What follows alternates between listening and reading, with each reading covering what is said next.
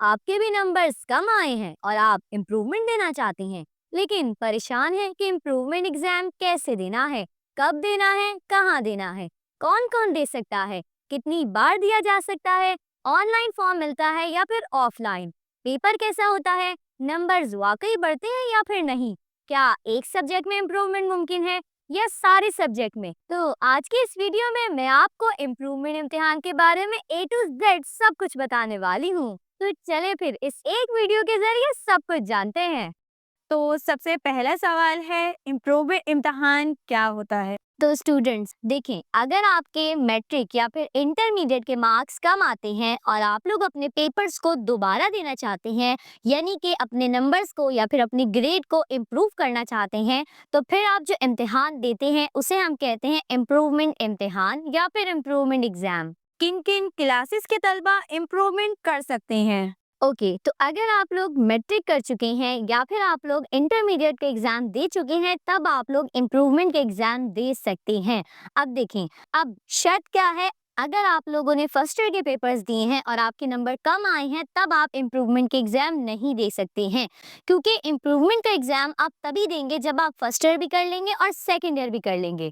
इसी तरह अगर आप लोग 9 का इम्तिहान देते हैं और आपके 9 में परसेंटेज कम आती है और आप दोबारा से इम्तिहान देकर अपने मार्क्स को इम्प्रूव करना चाहते हैं, तो आप 9 के अंदर इम्प्रूवमेंट के एग्जाम नहीं दे सकते हैं।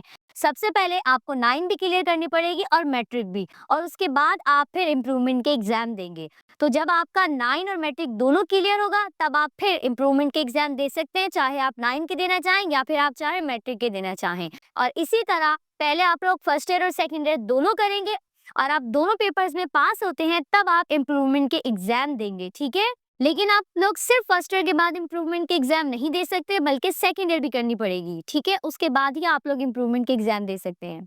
कितनी बार इम्प्रूवमेंट कर सकते हैं? तो देखें, आप इम्प्रूवमेंट के एग्जाम सिर्फ और सिर्फ एक बार ही दे सकते हैं। इम्प्रूवमेंट देने के लिए कितने साल का वक्त मिलता है? इम्प्रूवमेंट देने के लिए आपको 2 साल तक का टाइम दिया जाता है। मतलब मैट्रिक करने के बाद या फिर सेकेंड ईयर करने के बाद आप लोगों के पास 2 साल तक का टाइम होता है। अगर उन 2 साल के अंदर आप इम्प्रूवमेंट के एग्जाम दे देते हैं, तब आपका इम्प्रूवमेंट हो जाएगा। लेकिन अगर आपको मैट्रिक करे हुए या फिर इंटरमीडिएट करे हुए 3 से 4 साल गुजर जाते हैं, तब आप इम्प्रूवमेंट के एग्जाम नहीं दे सकते हैं। मेरा एक और सवाल है, इम्प्रूवमेंट कौन दे सकता है, पास तलबा या फेल तलबा? ओके, अच्छा सवाल है आपका। इम्प्रूवमेंट के एग्जाम सिर्फ और सिर्फ वो स्टूडेंट दे सकते हैं जो कि पास हो चुके हैं। मतलब अगर आप लोग सेकेंड ईयर के बाद इम्प्रूवमेंट देना चाहते हैं, तो आपके पेपर्स फर्स्ट ईयर के भी क्लियर होने चाहिए और सेकेंड ईयर के भी, ठीक है, तभी आप इम्प्रूवमेंट दे सकते हैं। और अगर आपकी सप्ली आती है, तो फिर आप जस्ट सप्ली के इम्तिहान दे सकते हैं, फिर आप इम्प्रूवमेंट का नहीं देंगे, पहले सप्ली क्लियर करेंगे एंड देन उसके बाद जाके आप इम्प्रूवमेंट देंगे। लेकिन आप लोग सप्ली और इम्प्रूवमेंट के एग्जाम दोनों इकट्ठे नहीं दे सकते हैं। इसी तरह 9 और मैट्रिक का भी है कि आप लोगों को 9 के पेपर्स भी पास करने हैं और मैट्रिक के भी, दोनों के पेपर्स अगर आपके पास हैं, फिर आप इम्प्रूवमेंट के एग्जाम दे सकते हैं। किन किन मज़ामीन की इम्प्रूवमेंट कर सकते हैं?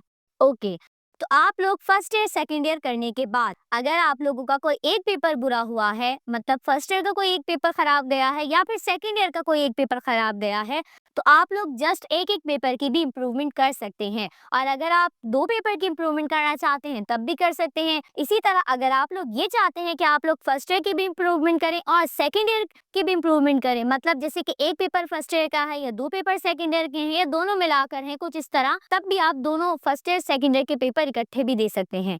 और अगर आप लोग चाहते हैं कि आप दोबारा से सारे के सारे फर्स्ट ईयर के पेपर दें, तब भी दे सकते हैं, या फिर सारे के सारे सेकेंड ईयर के दें, तब भी। और अगर आप लोग फर्स्ट ईयर और सेकेंड ईयर के सारे पेपर ही दोबारा देना चाहते हैं, तो ये भी पॉसिबल है। आप लोग साथ 14 पेपर्स दोबारा भी दे सकते हैं। मिस, अगर कोई साइंस का स्टूडेंट है तो क्या सिर्फ वो साइंस सब्जेक्ट में प्रैक्टिकल दोबारा देगा या सिर्फ थ्योरी? ओके, तो देखें, साइंस सब्जेक्ट में आप अगर साइंस का जैसे कि केमिस्ट्री है या फिजिक्स है, आप उसको इम्प्रूव कर रहे हैं, तो आपने लाजमी तौर पर प्रैक्टिकल को भी इम्प्रूव करना होगा, ठीक है, दोनों ही इम्प्रूव करेंगे आप। क्या यूनिवर्सिटी में दाखिला लेने के बाद इम्प्रूवमेंट कर सकते हैं? जी, इसका जवाब है बिल्कुल भी नहीं। आप लोग इम्प्रूवमेंट जब करेंगे तो आप लोग आगे किसी भी इदारे में दाखिला नहीं ले सकते हैं। जैसे कि अगर आप लोग मैट्रिक के बाद इम्प्रूवमेंट करते हैं तो आप लोग फर्स्ट ईयर में दाखिला नहीं ले सकते हैं। इम्प्रूवमेंट की शर्त यही है कि आप आगे दाखिला नहीं लेंगे जब तक आप इम्प्रूवमेंट कर रहे हैं। आप खुद ही सोचें कि अगर आप लोगों ने आगे फर्स्ट ईयर में दाखिला ले लिया है और आप लोग इम्प्रूवमेंट करते हैं तो अगर आपके नंबर्स बढ़ते हैं तो आप तो अपने डॉक्यूमेंट जमा करवा चुके हैं। तो इस तरह नहीं होता है। शर्त यही है कि आप लोग आगे दाखिला नहीं लेंगे जब तक आप इम्प्रूवमेंट कर रहे हैं। जब आपका इम्प्रूवमेंट हो जाएगा फिर आप दाखिला ले सकते हैं। इसी तरह सेकेंड ईयर करने के बाद अगर आप लोग यूनिवर्सिटी में दाखिला ले लेते हैं तो आप इम्प्रूवमेंट नहीं कर सकते हैं। दाखिला लेने से पहले यूनिवर्सिटी में या कॉलेज वगैरह में आगे थर्ड ईयर में जाने से पहले आप लोग इम्प्रूवमेंट कर सकते हैं। मिस, फॉर्म कहाँ से मिलेगा, ऑनलाइन या ऑफिस जाकर? अच्छा सवाल है। आप फॉर्म को दोनों जगह से ले सकते हैं। आप बोर्ड ऑफिस जाकर भी फॉर्म को ले सकते हैं या फिर आप लोग ऑनलाइन भी ले सकते हैं। इसका तरीका मैं आपको लास्ट में बताती हूँ कि कैसे आपने ऑनलाइन फॉर्म को लेना है और उसको फिल करना है। मिस, इम्प्रूवमेंट एग्जाम की फीस होती है? तो यस, जी हाँ, बिल्कुल इम्प्रूवमेंट एग्जाम की फीस होती है। आप जो फॉर्म लेंगे आपको लाजमी उसकी फीस भी पे करनी होगी। जब तक आप फर्स्ट ईयर सेकेंड ईयर में पढ़ते हैं या 9 मैट्रिक में तो आप कोई फीस नहीं देते, लेकिन क्योंकि इम्प्रूवमेंट कर रहे हैं तो इम्प्रूवमेंट की लाजमी फीस होती है। मिस, इम्प्रूवमेंट ज़मीनी या सप्लीमेंट्री इम्तिहान के साथ दी जा सकती है? जी नहीं, ऐसा बिल्कुल भी नहीं है। अगर आप लोग इम्प्रूवमेंट कर रहे हैं तो आप लोग इम्प्रूवमेंट का जो एग्जाम है वो सप्ली वाले स्टूडेंट के साथ नहीं दे सकते हैं, ठीक है? बल्कि आप लोग फ्रेश स्टूडेंट के साथ देंगे। मतलब देखें, अगर आप लोगों ने इम्तिहान दे दिया है और फिर आप लोगों को पूरा का पूरा 1 साल का वेट करना पड़ेगा और उस 1 साल के बाद जो फ्रेश स्टूडेंट के इम्तिहान होंगे आप उन्हीं के साथ इम्तिहान दे सकते हैं। जैसे कि अगर आपका अभी रिजल्ट आया है तो ठीक 40 दिन के बाद ज़मीनी यानी कि सप्लीमेंट्री इम्तिहान होते हैं, तो आप उसके साथ इम्प्रूवमेंट के एग्जाम नहीं दे सकते, बल्कि आपको नेक्स्ट पूरे साल का वेट करना पड़ेगा और उसके बाद जो फ्रेश स्टूडेंट के इम्तिहान होंगे आप उन्हीं के साथ इम्तिहान देंगे।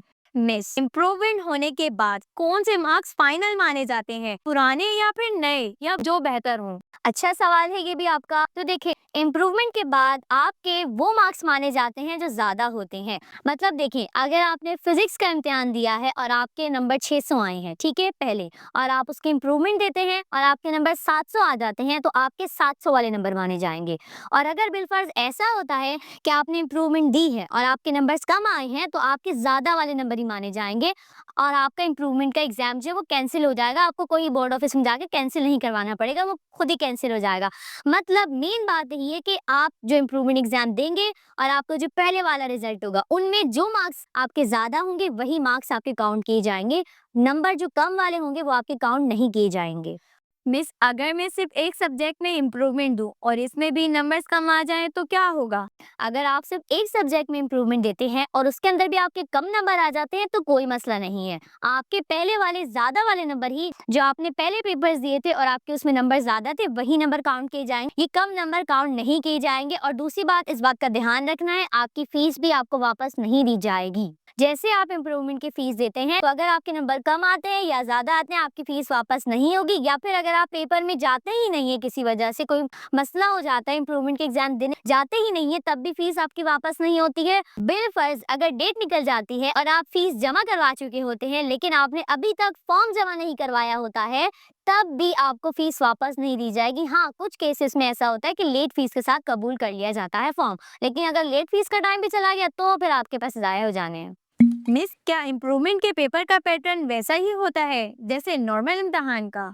जी बिल्कुल, जैसा आप नॉर्मल पेपर देते हैं, जैसा उसका पैटर्न होता है, वही सेम पैटर्न इम्प्रूवमेंट एग्जाम में भी होता है। बल्कि ऐसा ही होता है कि जो फ्रेश स्टूडेंट पेपर देते हैं, उन्हीं के साथ ही आपका पेपर होता है, तो सेम पेपर ही होता है। मिस, क्या मार्कशीट या सनद पर इम्प्रूवमेंट लिखा आता है?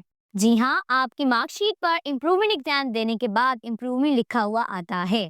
यूनिवर्सिटी एडमिशन के लिए कौन सा रिजल्ट कबूल किया जाता है? यूनिवर्सिटी में एडमिशन के लिए आपका इम्प्रूवमेंट का ही रिजल्ट माना जाएगा अगर उसके नंबर ज़्यादा होते हैं। अगर नंबर कम ही है तो वो जो आपके पहले ज़्यादा नंबर थे वही माने जाएंगे, ठीक है? अगर मेरा रिजल्ट 2025 में आया है तो इम्प्रूवमेंट इम्तिहान कब होगा? अगर आपका रिजल्ट 2025 में आया है और आप लोग इम्प्रूवमेंट के एग्जाम देना चाहते हैं तो फिर आपको पूरा साल वेट करना होगा। जब 2026 में एनुअल वालों के पेपर होंगे, फ्रेश स्टूडेंट्स के पेपर होंगे, तभी आप इम्प्रूवमेंट के एग्जाम दे पाएंगे। इम्प्रूवमेंट का रिजल्ट कब आएगा? इम्प्रूवमेंट का रिजल्ट आपका फ्रेश स्टूडेंट के साथ ही आता है। जब उनका रिजल्ट आएगा, जब एनुअल वालों का यानी कि फ्रेश स्टूडेंट्स का रिजल्ट आएगा, तभी आपका रिजल्ट आएगा, उन्हीं के साथ। आपका अलग से रिजल्ट नहीं आता है। मिस, ऑनलाइन फॉर्म फिल करने का तरीका भी बता दें।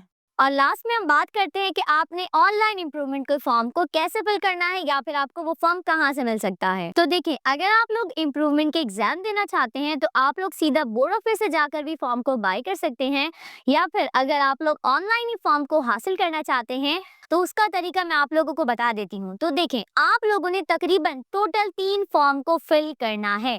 पहला फॉर्म जो है आप लोगों के पास वो होता है परमिशन फॉर्म। इसके अलावा दूसरा फॉर्म आप लोगों के पास रजिस्ट्रेशन फॉर्म होता है, जबकि जो तीसरा फॉर्म होता है वो आप लोगों के पास एग्जामिनेशन फॉर्म होता है। ये तीनों फॉर्म आपको फिल कर कर सबमिट करवाने होते हैं और इन तीनों फॉर्म की अलग अलग फीस भी होती है। देखिए, आप लोगों के पास जो स्टार्टिंग के दोनों फॉर्म है, एक परमिशन फॉर्म और दूसरा रजिस्ट्रेशन फॉर्म, तो इसकी तो कोई टाइम लिमिट नहीं है, ये तो आप कभी भी जाकर फिल करके सबमिट करवा सकते हैं। लेकिन जो लास्ट है एग्जामिनेशन फॉर्म, वो आप तभी सबमिट करवाएंगे जब बोर्ड वालों की तरफ से फ्रेश स्टूडेंट का एग्जामिनेशन फॉर्म जारी होगा। मतलब जब फ्रेश वालों के फॉर्म जाएंगे तभी आप अपने फॉर्म को फिल करके सबमिट करवाएंगे। तो देखें, सबसे पहले आपने गूगल या फिर क्रोम ब्राउजर में जाकर सर्च करना है BIEK। तो जब आप सर्च करेंगे तो आप लोगों के पास बोर्ड ऑफ इंटरमीडिएट एजुकेशन की वेबसाइट ओपन हो जाएगी, जहां पर आप लोग नॉर्मली अपने रिजल्ट को मालूम करते हैं। अब देखें, यहाँ पर जो स्टार्टिंग में आप लोगों के पास 3 डॉट है, आपने इसको क्लिक करना है और उसके बाद आप लोगों के पास ये जो सेकेंड लास्ट ऑप्शन है डाउनलोड फॉर्म, आपने इस पर क्लिक करना है। अब देखिए, यहाँ पर आप लोगों के पास काफी सारे फॉर्म आ रही हैं। तो सबसे पहले आप लोगों ने परमिशन फॉर्म पर क्लिक करना है, ठीक है। ये आप लोगों के पास है परमिशन फॉर्म सेकंड लास्ट में। जैसे ही आप लोग इस पे क्लिक करते हैं तो नीचे आप लोगों के पास परमिशन फॉर्म आ चुके हैं। अब यहाँ पर अगर आप लोग कराची बोर्ड से हैं तो आप लोगों ने इस पर क्लिक करना है, ठीक है। इसके अलावा अगर आप लोग किसी और बोर्ड से हैं तो आप लोगों ने नीचे वाले फॉर्म को क्लिक करना है। अब देखिए, अब आप लोगों के पास कुछ इस तरह का फॉर्म ओपन हो जाएगा, ठीक है। अब आपने इस फॉर्म को अच्छे तरीके से फिल करना है। इसके अलावा यहाँ पर आपने अपनी तस्वीर लगानी है। इसके अलावा जो जो मालूमात नीचे दी गई हैं, आपने इन तमाम की तमाम मालूमात को फिल करना है। अच्छा, फिल करने के बाद देखिए, यहाँ पर आप लोगों के पास लिखा हुआ है नोट मुतल्लिका परमिशन नंबर पर टिक का निशान लगाएं। अब यहाँ पर ना आपने कहीं भी टिक का निशान नहीं लगाना है। आपने यहाँ पर आप लोगों के पास ये जो छठा ऑप्शन है, आपने इस पर टिक का निशान लगाना है, क्योंकि यही है इम्प्रूवमेंट ऑफ ग्रेड्स वालों के लिए, ठीक है। तो अब अगर आप लोग साल अव्वल के पेपर देना चाहते हैं या दोयम के या दोनों कंबाइन देना चाहते हैं तो आप लोगों ने उस पर ही टिक करना है, ठीक है। इसके अलावा आप इस सारे फॉर्म को फिल करेंगे और फिल करने के बाद नीचे आप लोगों के पास इकरारी बयान बराए इजाजतनामा है, ठीक है। आपने इसको भी फिल करना है, ठीक है। ये आपने यहाँ तक फिल करना है, ठीक है। उसके नीचे नहीं करना, बस यहीं तक फिल करना है। अपना नाम और रोल नंबर वगैरह, ग्रुप वगैरह लिखना है, डेट वगैरह लिखनी है, इसको फिल करना है, ठीक है। इसको फिल करने के बाद आपने यहाँ लास्ट में आना है। अब देखें, यहाँ पर लास्ट में आप लोगों के पास फीस वाउचर दिए गए हैं। यहाँ पर आपने इन फीस वाउचर को फिल करना है और आप लोगों ने UBL के किसी भी ब्रांच में जाकर फीस को सबमिट करवाना है। अब अगर हम फीस की बात करें कि आप लोगों ने परमिशन फॉर्म की फीस कितनी देनी है, तो देखिए यहाँ पर आप लोगों के पास लिखा हुआ है 900 रुपए। ये आपके पास छठे नंबर वाला है, इसके सामने लिखा हुआ है 900 रुपए। तो परमिशन फीस की फीस आप लोगों के पास है 900 रुपए। आप लोगों ने ये 900 रुपए सबसे पहले UBL बैंक के किसी भी ब्रांच में जाकर सबमिट करवाना है, ठीक है। अब नेक्स्ट, जब परमिशन फॉर्म सबमिट हो जाएगा उसके बाद आप लोगों ने रजिस्ट्रेशन फॉर्म फिल करना है और जैसे ही आप इस पर क्लिक करेंगे तो आप लोगों के सामने काफ़ी सारे रजिस्ट्रेशन फॉर्म आएंगे, लेकिन आपने सबसे पहला रजिस्ट्रेशन फॉर्म ऑल ग्रुप्स पर क्लिक करना है, ठीक है। और जैसे ही आप क्लिक करेंगे आप लोगों के सामने यहाँ पर फॉर्म ओपन हो जाएगा। तो देखिए, ये है आप लोगों के पास रजिस्ट्रेशन फॉर्म, ये ऑल ग्रुप्स के लिए। आप लोगों ने सेकेंड ईयर किसी भी ग्रुप से की हो, ये आप लोगों के लिए है, ठीक है। इस फॉर्म को फिल करने के बाद आपने इस फॉर्म को सबमिट करवाना है और आपके पास इसकी जो फीस है वो टोटल आप लोगों के पास 2600 रुपए है, ठीक है। इसके बाद आप लोगों ने इस पेज पर अपनी SSC की मार्कशीट को भी प्रिंट करवाना है साथ में, ठीक है। और ये देखिए, ये दोबारा से फीस वाउचर आपके पास आ चुके हैं। ये भी आपने, इसकी भी फीस आपने UBL की किसी भी ब्रांच में जाकर सबमिट करवानी है। और ये जो फीस आप लोगों के पास, ये आप लोगों के पास 2600 फीस है, ठीक है। ये था आप लोगों के पास दूसरा फॉर्म। अब जरा हम आते हैं तीसरे फॉर्म के ऊपर, जो कि आपके पास है एग्जामिनेशन फॉर्म। तो ये एग्जामिनेशन फॉर्म है और यहाँ पर ये जो आपके पास 17 ऑप्शन है, improvement of division from final, इस पे क्लिक करना है तो आपके पास इम्प्रूवमेंट का फॉर्म ओपन हो जाएगा, ठीक है। ये इम्प्रूवमेंट का फॉर्म है, इसको फिल करने के बाद आपने इस पूरे के पूरे फॉर्म को फिल करना है और लास्ट में यहाँ पे फीस स्ट्रक्चर भी दिया गया है आपके पास। देखें, एचएससी पार्ट 1 यानी कि फर्स्ट ईयर के अगर आप किसी पेपर को इम्प्रूव कर रहे हैं या फिर सारे पेपर्स को, तो आप लोगों ने टोटल 2100 फीस को सबमिट करवाना है। अगर होम इकोनॉमिक वाले हैं तो उनकी भी इतनी ही है। इसके अलावा अगर आप लोग पार्ट 2 यानी कि सेकेंड ईयर के किसी पेपर को इम्प्रूव करना चाहते हैं तो उसकी फीस भी आप लोगों के पास 2100 रुपए है, जबकि होम इकोनॉमिक वालों की 2300 रुपए। ठीक है, बाकी प्री मेडिकल और प्री इंजीनियरिंग और जर्नल और कंप्यूटर कॉमर्स वगैरह है, ये ह्यूमैनिटीज वगैरह है, उन सब के लिए यही फीस है। ठीक है, ये सिर्फ होम इकोनॉमिक वालों की है। इसके अलावा अगर आप लोग दोनों ही कंबाइन करना चाहते हैं यानी कि पार्ट 1 भी और part 2 first year second year भी, तब आप लोगों की 3600 रुपए फीस है।